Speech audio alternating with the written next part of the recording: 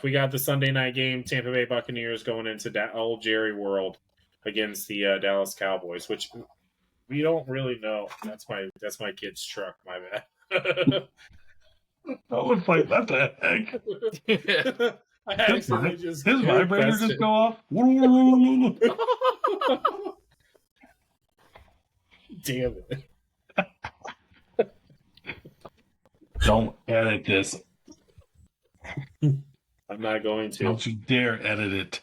I'm not going to. Well, all right. Just so who like do we that have? comment, the Dallas Cowboys have been getting screwed at home, being 1-6. So go Tampa Bay.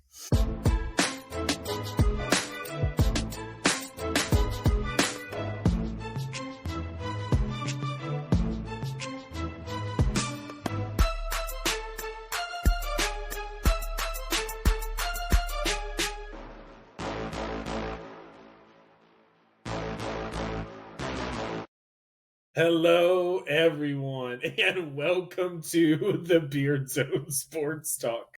My name is David, and I got Scooter and Carlos with me tonight, and we are all the way back, fellas. I appreciate you guys holding down the fort last week. I missed you guys, but I am excited to get into this week. Fellas, this is the perfect week to get into it, but before we get into it, hold on, I'm jumping the gun. I'm getting excited. I feel like it's been forever since I talked football. I've been trying to talk football with my wife and it just doesn't work. Let's go ahead, do us a favor. Gosh dang, man, I got to get my bearings. Hit the like, hit the subscribe. Hit the like, hit the subscribe button to continue to support us to grow this NFL season because we are coming up to the playoffs. It's getting really close. But fellas, big news this week in the NFL world. We talked about it a couple of weeks ago of a possibility of this happening, and sure enough, it does. Michael Penix Jr. is getting the start this week against the Las Vegas Raiders not against the Las Vegas Raiders. Can't remember who they're going up against now. It's slipping my mind. But he is getting the start this week. Kirk Cousins is benched. The $180 million man is getting the bench after 15 weeks in Atlanta.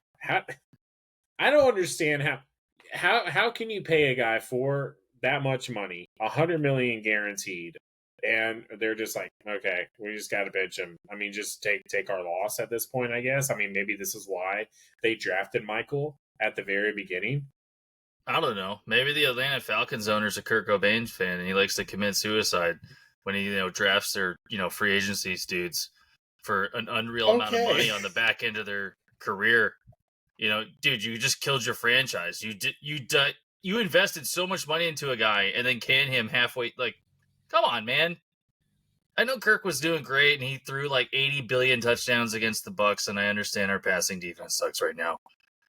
But like, he won you games, and then you're just gonna go and kind of toss him away because you're on like a 4-game losing streak. Now, like, I've looked, but and you're tanking in your division, which is glorious as a Bucs fan.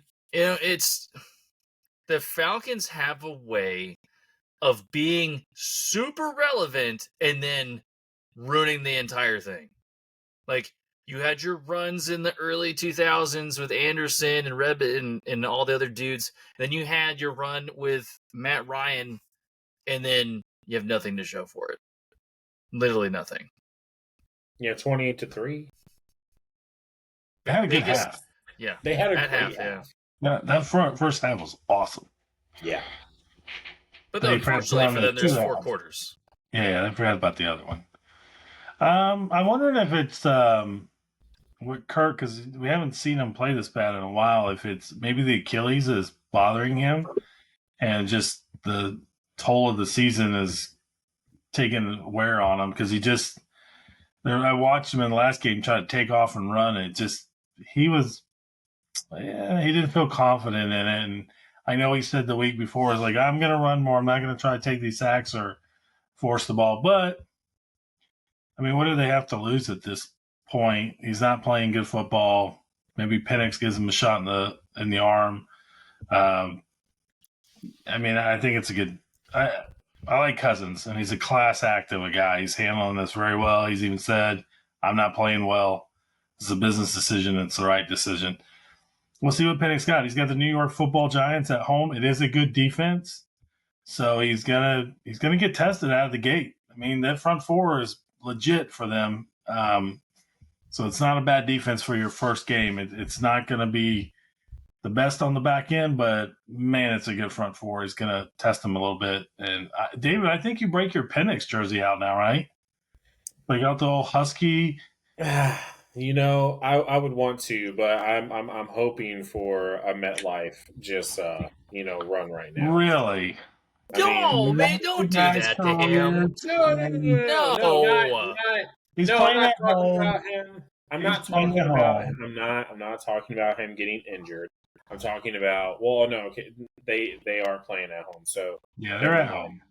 Never mind that I even said that. I'm not even with it this week. But I will say this. I will throw some stats at you guys really quick. So over the last 5 games, Kirk Cousins has thrown 1 touchdown and 9 interceptions. So that's probably why he was benched. And here's a question. Does he get benched if they lose to the Las Vegas Raiders? Because if they lose to the Las Vegas Raiders, now they're 2 games behind the Bucs and the NFC South. And if you look at the rest of the Bucs schedule, we have the Cowboys, Saints, and Carolina. I would say that the benching was going to be inevitable anyways, just based on how he's been playing with the team and the assets that they have. Like, I don't understand Darnell Mooney and Drake London and Bijan Robinson and Kyle Pitts, and you can't score more than like 2 touchdowns a game. That's ridiculous, man. Like, regardless of who you're playing, like, Kirk Cousins is still a great quarterback, and he can sling it. Like Carlos was saying, maybe his mobility is being affected right now, his leverage off the ground to throw the ball. You know, everyone says strong arm, strong arm. You can't throw that far without your legs and your hips, dude, and your body movement. And if you don't have a solid footing, even if you watch Quarterback from Netflix, you're going to see that Kirk got wrecked, and he's like, oh, I got lucky with that throw. So, I mean, he's not a bad pocket passer, and I think I saw something about the death of the pocket passer, you know, after Kirk Cousins goes. I don't think that's a thing. I think that still stays as a staple to the game. It's just a matter of the system that they sit in. I think with Atlanta, a lot like the NFC South, is impatience, right? Look what they did in Carolina. Management. They just flopped around quarterbacks. Look at the Bucs. We got the Tom Brady, high, and now we're like, oh, can Baker Mayfield, he lost 2 games in a row and he threw 4 picks. Yeah, he's also still like number 1 or number 2 for throwing touchdowns. And he's not even turning the ball over like his name's Jameis Winston. Look how fast they wanted to get rid of Matt Ryan out of Atlanta. And now you're going to turn on Kirk Cousins when he was still winning you games, and they're still in the hunt for the South, man. Like, the Bucs, I love them. Don't get me wrong, but that defense, if we could not sustain that, it's the Falcons' division to lose. And yeah, I think the organization for the Falcons need to really seriously look at the management portion, not just the ownership, but the management. I think Raheem Morris is a terrible coach, so there's that. I mean, defensive coordinator-wise, fantastic. I still think he's radio as a head coach. But I think managing-wise, they need to seriously look at, it's a business decision. Yeah, well, sometimes the front office is wrong, dude. Penix might be ready now, but if he proves that they wasted $180 million, you're going to look like the Browns. Yeah. But that's kind of my point is so because the Falcons did win, right? So Kirk Cousins won against the Las Vegas Raiders. Now, granted, it wasn't a great showing still, but they still won. So they were still he put them only a game behind the Bucs, and maybe that's why they made that decision to go, you know what, let's go with Penix. Let's see, because Kirk Cousins isn't playing that well. So let's see if we can go ahead and make this run. Now, let's say if they do, Penix plays great, they end up winning the South, they make a playoff.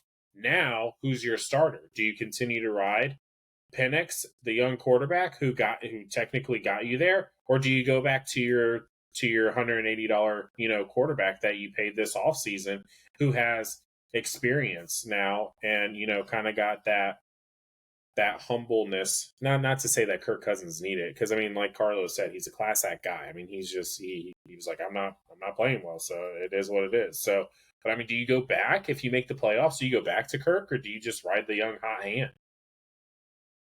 You take the hot hand there. Just roll with it. Penix is he's a player, man. He's a game time player, so he'll be fine. It's just gonna be. I really think it's the injury for him. It was his right leg. That's your dominant. It's his dominant leg. Like it's just. I don't know. He just doesn't look right. So you bring, but that's what they did with Penix. He's insurance. But this kid might get in there and flop.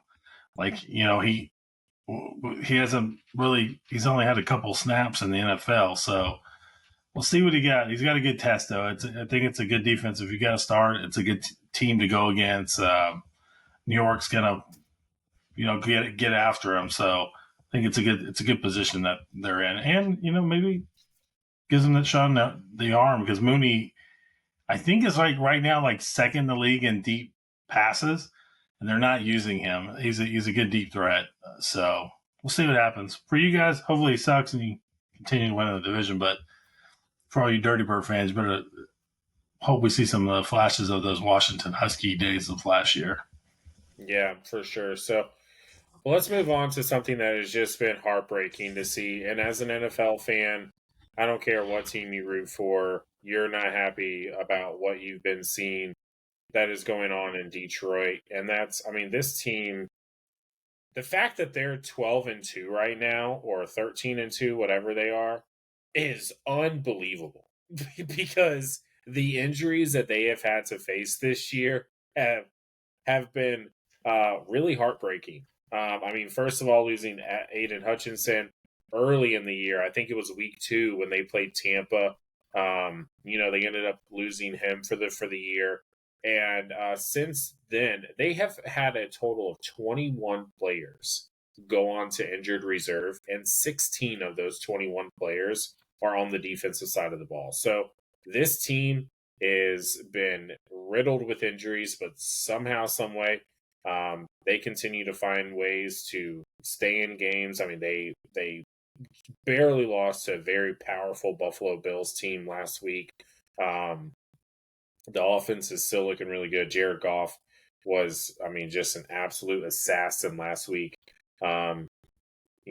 RIP to anyone who had to play him in the fantasy playoffs because you probably lost. So, but gosh, man, I mean, like, this is just heartbreaking, I mean, because the Lions, this was their year. I mean, everything, and it could still be their year. I'm not saying that it's all over with. I'm not saying that, it's doom and gloom. They're still the number one team in the NFC. They're the team to beat in the NFC. Although the Eagles are looking pretty good right now. But we thought that the curse was lifted. And now it seems like maybe the curse was just teasing us and giving us a really good Detroit Lions team. But now having everyone get injured and right here as we're on the cusp of a playoff push. I mean, I think the lesson learned here is, good draft, good free agency, because the guys stepping up from the second and third string are playing very well. Key injuries on the ball, on the defensive side. It hurts, but they seem to be showing up anyways. The front four for the defense is kicking some butt. Aiden Hutchinson lost early in the season. You were kind of like, okay, do they get QB pressures? Apparently so. Secondary, they still got Carlton Davis. Still 50-50 on whether or not he's 100% legit or not. He's on injured reserve. He's out. Oh, never mind then. That's right, because he got hurt well in the same game, or no, the week before. In the injury to was it Khalil, the rookie? That's not good, man. I hope he recovers from that. And what you saw with the Bills is that, I mean, they still hung with the Bills even with all those injuries, and both Josh Allen and Jared Goff had career days, not just for fantasy owners, but for their own career. And they still hung in there. I would say that they are the team to beat for the NFC. I'm still iffy on their longevity because of the injuries, but sometimes they get put on IR to save them for their playoff run. Because IR is an automatic, 4 games? and then they bring him back. It might be a cautionary thing from an owning standpoint, not just for the playoffs.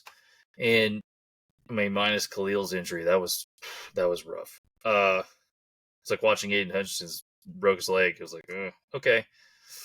But you've seen key injuries so far this year, not just for the Lions, but like the Carlos's Miami Dolphins. Grant DuBose took one straight to the dome, and that looked brutal. And the Miami Dolphins have had a series of injuries this year too, and they're somehow still in it. So I think we're seeing some pretty key second string, third string guys coming in, practice squad even, for DuBose, and they're playing a role. It just sucks seeing dudes get injured. Yeah. There's no, I can't think of another coach that you want coaching your team during this time. Let me give you a name that they had to go out and get to help out with the linebacker. Quan Alexander. Oh my God. Is on this roster now. Whoa. They are digging deep. They only have 2 reserves in the secondary, so it's their starters and 2 more, and that's it. They've taken. Luckily, it's the reserves. They still have Branch. I mean, Carlton Davis goes down. They still have Terrell Arnold there, but they're taking that McNeil that they lost Hurts up front. Hutchinson's actually back. If they get to the Super Bowl, he's on pace to come back. But Zarius Smith is playing well. But you have Quan Alexander on your team. Like you're stretching now. He's third string, but man, they have to really. I think it changes their coaching a little bit, especially on special teams. Like you can't afford to have a stupid injury on special teams, so they're not even going to play around. They're going to kick the ball out of the end zone each time. But 4th and 12, they're still going for it. They have to because you can't afford to put your defense out there. They lose one more guy. They might be calling one of us to come play safety or something. But yeah, I'm ready. I mean, hold on, I got to stretch more. But I mean, you got Dan Campbell. He's going to get every good ounce of football out of any player they bring in. So I mean, for them, thank God they have him. Like I can't think of another coach that you would want during this time. And then for it to be 12-2 it's kind of crazy. And they lose Montgomery now for the year. I know he's getting a second opinion, but he's probably done for at least 4 weeks. So, but you have Jamar Gibbs. Like, I mean, we lose Montgomery. What are we going to replace him with? Our best back. But and the good thing is with running backs, you can go out and find you a nice backup out there too. I think they made a mistake in that they probably should have got Clyde here since he got released from the Chiefs. That would have been a good pickup, but he ends up with the Saints. So I think they might have dropped the ball there a little bit, give him a little bit of a little bowling ball action out of him. So, but they're still going to be a dangerous team. They got the Bears. They got Minnesota at the end of the season. That's going to be a tough one. And the Niners, the next to last game. Should be a winnable game for them, but still is going to be that's another team riddled with injury. So yeah, I was about to say that's going to be the IR bowl right there. Yeah, that's definitely. Can we just? They'll just come to agreement. Lions, you win. We're not going to play. We don't need anybody hurt. Yeah, but let's make it a close one. We'll call it 17-16. No, we're gonna pick a coach on each side, and they're gonna just fight in the center. Well, that's Dan Campbell against Campbell versus Kyle Shanahan. Let's go. Yeah, no, that's done before. No. Yeah, but I mean, you're right. And as we were talking about this, I was kind of thinking that I'm like, you know what, man, you want to talk about a coach and a team, or a team that has truly put on the identity of their head coach, and that's the Detroit Lions. I mean, just for them to. I mean, they're gritty, man. And I go back to his opening day press conference. We're going to be that team that, you're going to hit us in the mouth and we're going to smile. You're going to knock us down and we're going to get back up. And on our way back up, we're going to bite you in the kneecaps and you're going to kick us down and we're going to get back up. And, it's just like that. That's exactly what this team is doing right now. They're getting knocked down every single week with some sort of injury, and they're getting back up. And they're just fighting, man. They are absolutely fighting. They're a gritty team. And, I'm a Bucks fan through and through, but my goodness, I would not be unhappy man if the Detroit Lions end up winning the Super Bowl. I mean, I thought for sure you were going to segue that in again to, they're one of their 2 losses is from the Bucks. well, I mean, it is. So, I mean, just to let you know. So, but no. But I mean, hopefully they can. I mean, they're making the playoffs, and Oh, they're in. Hopefully this doesn't hinder them from making the run that we all know that they could have made this year. With them being healthy. So, but let's dive into a few games this week that are happening. We have a battle that is actually happening on Thursday night. So, I mean, this episode is going to be out on Friday. So we might be a little, behind a little bit here. But Chargers, Broncos, AFC West. I know that the Chiefs are, number one in the AFC and the AFC West, of course. But you had the Chargers who took a big loss to the Bucks last week. Kind of unexpected. They looked uncharacteristic and then you also have the Denver Broncos who are playing out of their minds right now. Extremely exceeding expectations from anything that I think any of us had them. Bo Nix is playing very well, and this defense is also a really good team. So Chargers are in a kind of a must-win situation, and they're on a short week. This game is going to be good. It should be a fun matchup.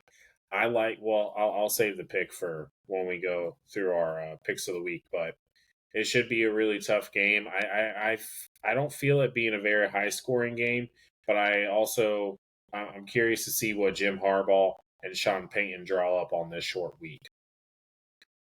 It's so crazy because I'm going to give you Bo Nix's stat line for last week. He throws for 130 yards, 3 touchdowns, and 3 interceptions, and they win 31-13. It's ridiculous. That defense for them is ridiculous. Yeah. And it's just, it allows Bo to make mistakes, and it doesn't seem to hurt them. The defense scored a touchdown again. It's a ridiculous defense. I don't see, the Chargers they looked really off sync against a below average defense with the Buccaneers. They just didn't, something wasn't right there. I think Denver comes out. I think the defense is just too good. This is a championship defense. And man, we could be looking at another Ravens team that wins the Super Bowl with Trent Dilfer at the helm because the defense is that freaking good, man. I just don't. I never would have thought going into the season. I did not see this coming out of them. It's one of the better defenses we've seen in a while. It's amazing what they're doing. I just watched that 30 for 30 on that Baltimore Ravens team. My gosh, man, I forgot how nasty those guys were, man. And I honestly forgot how horrible Trent Dilfer was, but he was terrible. He was putting up Bo Nix numbers. He was like 150 yards, touchdown, and 2 interceptions, and the defense was scoring 14 points. Trent Dilfer's looking at that ring going, man, Ray Lewis, I love you. There's no way. Thank you, Ed Reed, and everyone else. Come on, man. Trent Dilfer's not Hall of Fame. You'll never see that. That Jamal Lewis, running back, that was a nasty offensive line. That was a nasty team. That same year, I think. Correct me if I'm wrong, but I'm pretty sure that same year Jamal Lewis set the single game rushing record too. They killed it, but they're in the same. The Broncos, I don't think they're a nasty team like that, but in today's game, they're a nasty defense. And I mean, Bo, he's still a rookie. He's going to make his mistakes. So it's a good team. Both teams are very good on defense. The Bucks ruined the top number one category for the Chargers in points against. They went from 14.6 to now it's 17.3, tied with the Broncos. So the Broncos have the best points per game defense. They probably have the best scoring defense too, like Carlos was mentioning with the pick six. And quite honestly, they are locked down on the secondary. So if they end up stuffing the run, which is a Harbaulism, right? Run and play action, and that's very beneficial to Herbert. And Herbert threw 2 interceptions, which is kind of strange since he only threw 1 up until last week. I don't know how they survive this game. Herbert's not a guy who turns the ball over very often, but he's playing a Harbaugh offense. So when you do get the opportunity to pass against probably if not the best passing defense so far in the league, how does that pan out? Like Quentin Johnson, he's having a really good year compared to last year because he dropped 3/4 of the balls thrown to him, but he's still making key drops this year. And we'll see how that pans out. Ladd McConkey is the only dude that I would realistically see putting up mad numbers for Herbert in this game or moving forward. But if Bo Nix has a similar game, I wonder if Harbaugh can capitalize on those turnovers because they couldn't really do that with the Bucs. They did it in the first half, and then the Bucs were like, "Okay, we'll start playing football now." I like the Chargers. I've always been kind of like a let's go Chargers dude because they're like historically just underdogs, even with all the talent that they have, because they just find a way to mess it up. It's like they're the AFC version of the Falcons. You're like talent, output, and it's like, okay, where do we go from here? And then you got Sean Payton, who's a offensive mastermind, and just kind of putting Bo Nix into good situations. I think Bo Nix's 3 interceptions were forced. I would say of that, but their run game again is very key there. It's a lot of inside run and swing pass stuff, but they're winning games. Like the Broncos are finding ways to win, and I think we said this a couple weeks ago. The Chargers have won against losing teams and have lost against winning teams. So, do we see another repeat of that this week? It should be, man.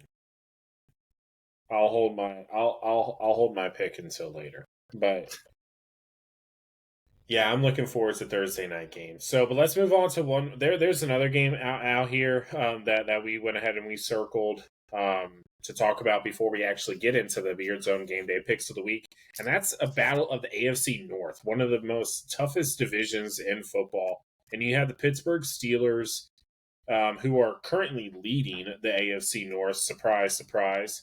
And they're playing against the Baltimore Ravens, who are looking to take their top spot back against the Steelers this week.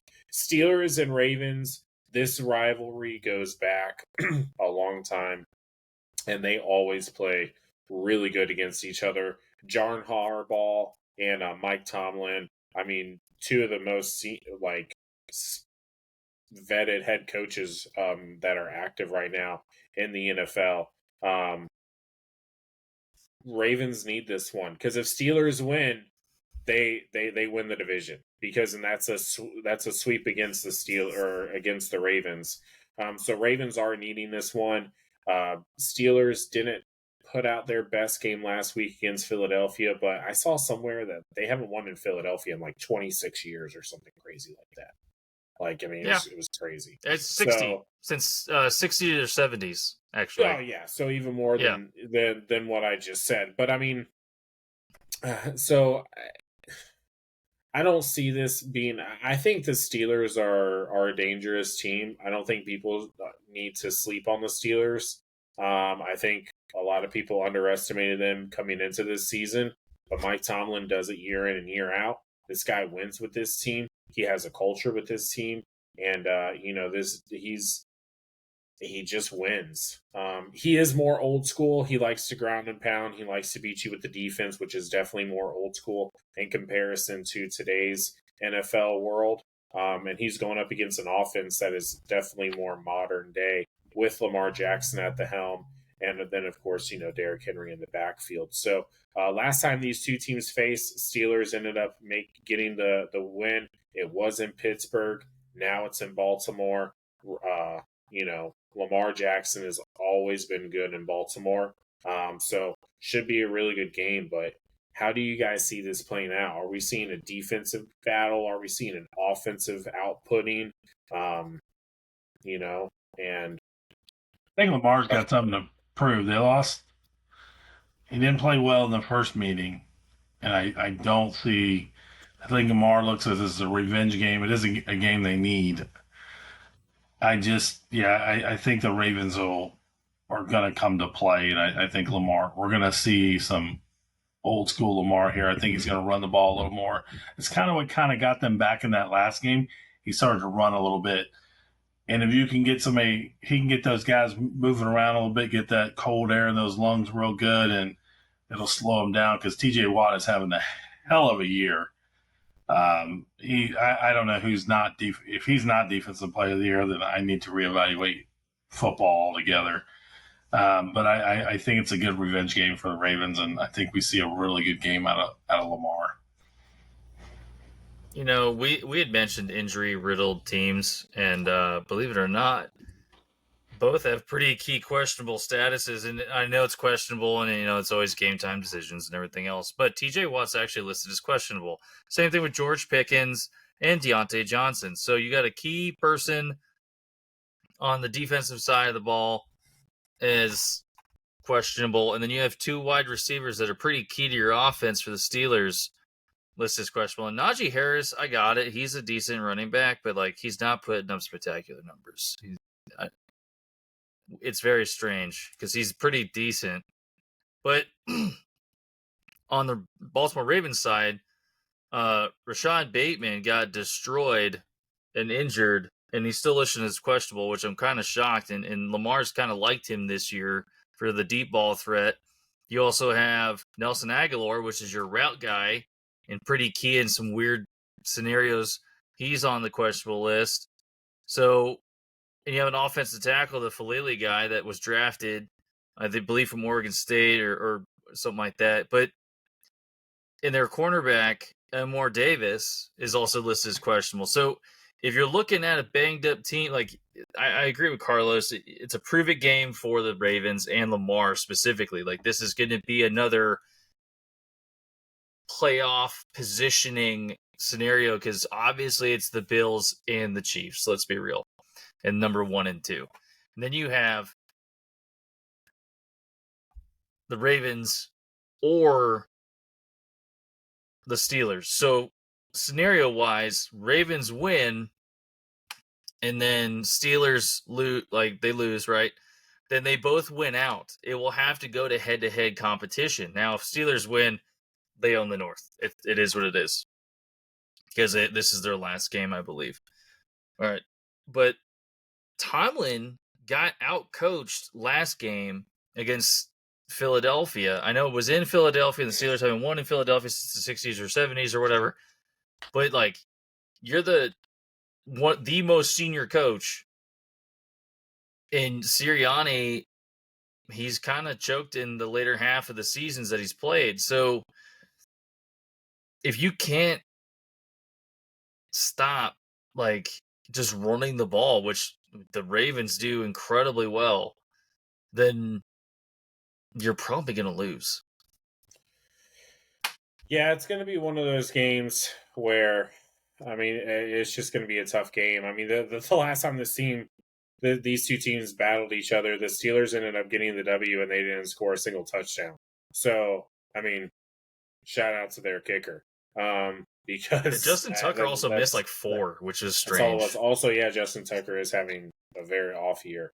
But it should be an interesting game.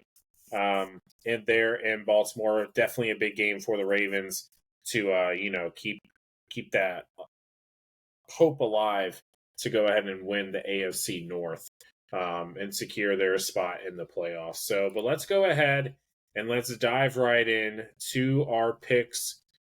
So that is right. It is that time again for the Beardzone Game Day Picks of the Week. Yep. Hard Rock Casino app open because we're about to win you guys some money. Right. I don't know if there should be a disclaimer underneath Carlos right now, but I got your ticket, $7.50, 14-game parlay. I will give you all the winners. Shouldn't pay you out about 50 grand. Let's go. all right. So, and if you don't win, You lost shoot. $7.50. Yeah, you lost $7.50. Not a big So deal. who really cares? And we're So, still looking for sponsors, so there we go. And we are still looking for sponsors, exactly. So, a plug there for a potential first sponsor. But rapid fire, fellas, you know how it goes.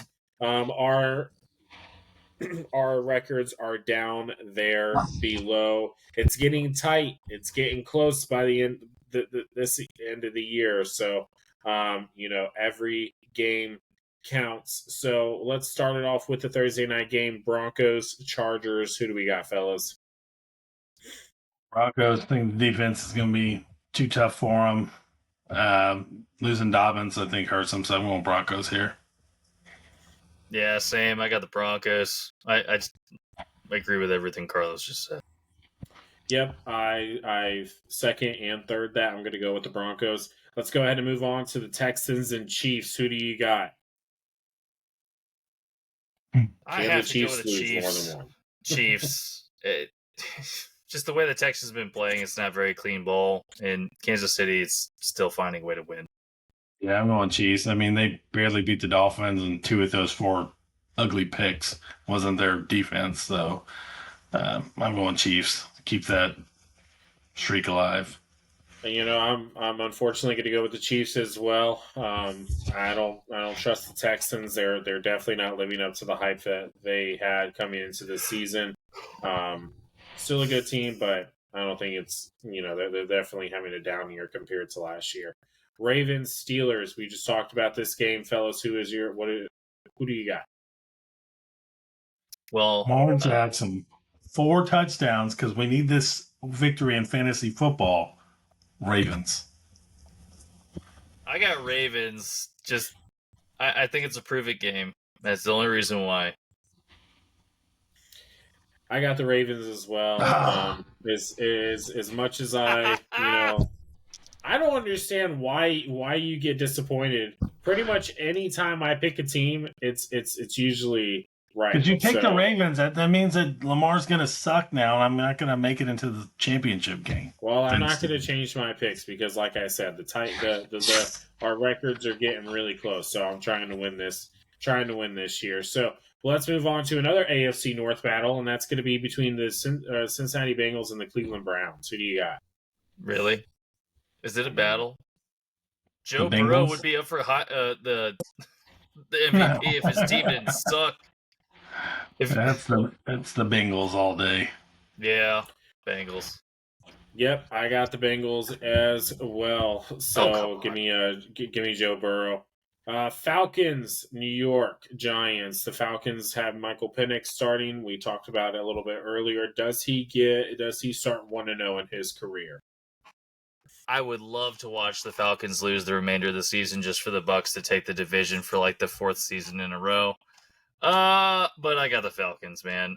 The New York cannot find a way to score a touchdown. I'm going to take the Falcons, but I feel like the Falcons are going to do something they should have done and lean on Bijan more. So I'm going to take the Falcons, but a heavy dose of Bijan, not Penix, blazing a fire through the Giants. Yeah, I got the Falcons as well. I'm actually really looking forward to watching Michael Penix out there as a Husky fan, not as a Falcons fan. But, I always gotta, I want to see what he does. Hopefully he's not too good because then that scares me for the, road ahead here in the NFC South. But I hope he does well. Arizona Cardinals and the Carolina Panthers. Who do you got? Murray's back. On Cards. I don't know, because Carolina's playing pretty decent, and if their O-line holds, man, they're not too bad, but I got the Cardinals, too. I feel like it's a trap, though. It is a clean sweep here. Again, I've picked the Panthers, I feel like, the past couple of weeks. because they have been playing better, but they just kind of let me down. And so I've learned from the Jets just to go ahead and steer clear of them. And I'm going to go ahead and go with the Cardinals here as well. Detroit Lions, Chicago Bears. Who do you got? Ben Johnson might be facing his future team right now. Injuries be damned. Let's go Lions. Yeah, Lions. I think it's a good game for them to just come out healthy. That's the name of the game. Yep, we got the Tennessee Titans and the Indianapolis Colts. Who do you got? I got the Colts. Does Tennessee even have a shot to win another game? Like even moving into next year? For their sake, hopefully not, but they need that top 5 pick. This is a tanking game. Go Colts.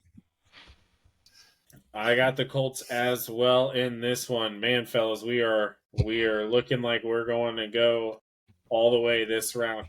Los Angeles Rams, New York Jets. I have to say it. I was the one that called it a couple of weeks ago where the Rams are the ones to watch to win this division. And look at what's happening with the Los Angeles Rams. They're getting hot at the right time. They're getting healthy at the right time. This team is a team to watch out for coming out of the NFC. They're going into MetLife and facing the Aaron Rodgers-led Jets, who he just wants to know your vaccination status. I don't know if you saw that. But who do you guys have? I got the Rams. I need Puka Nuka to have a huge game. Puka Nuka. Throwback. Puka's playing like an angry dude, and I love it. Let's go Rams. I got the Rams as well. Like I said earlier, I am steering clear of the Jets. I learned my lesson. The Philadelphia Eagles play the Washington Commanders. Who do you guys have? Eagles. I'm going with an upset. Go Commanders. Yeah. There we go. Yeah. There it is. That's my upset game. That is your upset game. Well, I had the Philadelphia Eagles, like I said earlier in this episode. They're looking pretty good right now. So I'm going to go ahead and take with the Eagles. As much as I like Jaden Daniels, I just can't trust him. Seeing him go up against some higher caliber teams. So Minnesota Vikings, Seattle Seahawks. This I feel like could be a trap game for Minnesota. But who knows? Minnesota's barely doing a rebuild with a secondary quarterback. Kevin O'Connell's winning this game. Let's be real.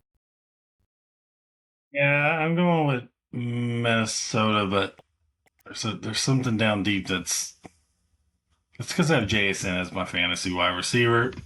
I need to just have a good game there, but Vikings take the win.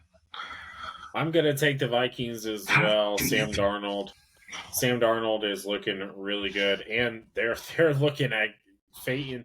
They want to stay even with the Detroit Lions, so then that way when they play them here in a couple weeks, it's for the division. So Buffalo Bills, New England Patriots. Who do you got? Is that a game? Is that seriously You a have to pick? answer this question? Sure. Go Bills? Yeah. I'm taking the. No, I'm just kidding. I'm going to take the Bills with this one as well. I mean, come on. I mean, they're the Bills. So gosh, dude, Josh Allen is awesome lately. Okay. Game of the week, fellas. Are you ready? Jacksonville Jaguars, Las Vegas Raiders. Who do we got? No, it's good. That's good. This could be a close one. I'm going to go Jaguars because Mac Jones is going to screw it up for them to get Travis Hunter. So I'm going Jags on this one. Mac Jones gets his first win. You know, I circled Mac Jones. I circled Jacksonville because, dude, I don't know what. Antonio Pierce did something really great, and then I don't know what happened. Maybe it was because Minshew got injured, but, like, they can't move the ball. Whether it's Ritter or O'Connell, they just can't move the ball. Shador Sanders is getting drafted by the Raiders. It's a tank bowl. Yeah, I have the Jacksonville Jaguars too. I originally had the Raiders, but the more I thought about it, I just kind of like what Scooter said. They can't score any points, so it's like you can't win games if you can't score points. So Miami Dolphins and the San Francisco 49ers. I tried so Both hard to teams that side. are so desperately trying to keep their playoff hope alive. I'm losing faith in Mike McDaniel that he cannot adjust to the shell defenses that everybody's going to. Waddle's hurt, Tyreek's hurt. They're just they'll tear up. They got 2 offensive linemen out. It's the battle who has the most injuries, and right now I think the Dolphins are winning that battle. So I'm taking the Niners. I actually went with Miami because, like, all of the assets that they have for the 49ers, and they just choke. I don't know what happened with Kyle Shanahan, and, like, did CMC going down, like, just crush the morale? Go Fins, I guess, in the most injury bowl. It's the IR Bowl, and I got the Dolphins winning this game. I don't know, man. There was just something about it that just told me, I can't tell you exactly what it was, but I just said I got to go with the Dolphins. The guy who thinks Tua is not going to be able to write his name in a week is taking the Dolphins. Go figure. Yep. Hey, you know what? I hope you're right. Nothing about Tua not being able to write his name. Well, if he wins, I don't care if he can write his name or not. He already wrote it on a $50 million a year contract. Who cares at this point? Yeah, fair enough. We got the Sunday night game, Tampa Bay Buccaneers going into old Jerry World against the Dallas Cowboys, which we don't really know. That's my kid's truck. My bad. I would fight. What the heck? His vibrator just go off. Damn it! Don't edit this. I'm not going to. Don't you dare edit it. I'm not going to. All Well, right. just so who like do we that have? comment, the Dallas Cowboys have been getting screwed at home, being 1-6. So go Tampa Bay. I actually have the Cowboys down on my paper, but then I just saw Trevon Diggs is out. So Probably because he's flipping too much. Could be. I'm gonna flip flop it. I'm gonna switch it back over to the Bucks. I'm going to take Tampa here as well. I think we went out the rest of the season. Fingers crossed. You went against Bucks. us last week. How dare you? And it worked out for the best. Sometimes you have to take one for the team, sir. Sometimes you have to understand who you are, and you have to take one for the team. Okay? And that's exactly what I did. And I wasn't here to defend myself, and I still died on that hill, and we ended up winning and kicking the Chargers' ass. So, I will go ahead and take that for the win. But this week, I am back with the home team. I'm back with Tampa. I think they're going to go ahead and pull off this win in Jerry World. Bucks have a history of playing pretty well there in the past, so I like them. Monday night, we end the game with the classic Green Bay Packers against the New Orleans Saints. Who do we got? Go. Saints haven't figured out who's still playing quarterback yet, so go Packers. I got the Packers as well. They are a good team. That NFC North is going to be something to watch in the next couple of years. I mean, with Jordan Love, now it looks like Sam Darnold is going to be there. Jared Goff isn't going to go anywhere. If Ben Johnson goes to the Chicago Bears, who knows what he's going to be able to do with Caleb Williams. But should be interesting to watch, but I'm going to go ahead and take the home team here, especially because it's at Lambeau. I mean, what's going to be the temperature? Like -5. So, like 4 days ago for me. So. Yeah, exactly. So, hey, it's been like 80 degrees here in Tampa, and I love it. So low humidity, it's been perfect. So, but go ahead and let us know down there in the comments who you are going to take this week. We're getting really close to the playoffs, so let us know. Leave a comment. Share this with your family and friends, coworkers, all that good jazz. And follow us on all of our social medias. We're on Facebook. We're on X. We are on Instagram, so go ahead and give us a follow there. And we are here every Friday at 9 a.m. bringing you everything NFL. And then if you are a college fan, go ahead and check us out for our college episodes on Thursday at 9 a.m. College football playoffs have started this Friday, so A lot of big games coming up this weekend. So, but hit that like button, hit that subscribe button, because that is the best way to continue to support us. And until next Friday, make sure your toys are turned off. Beardzone out.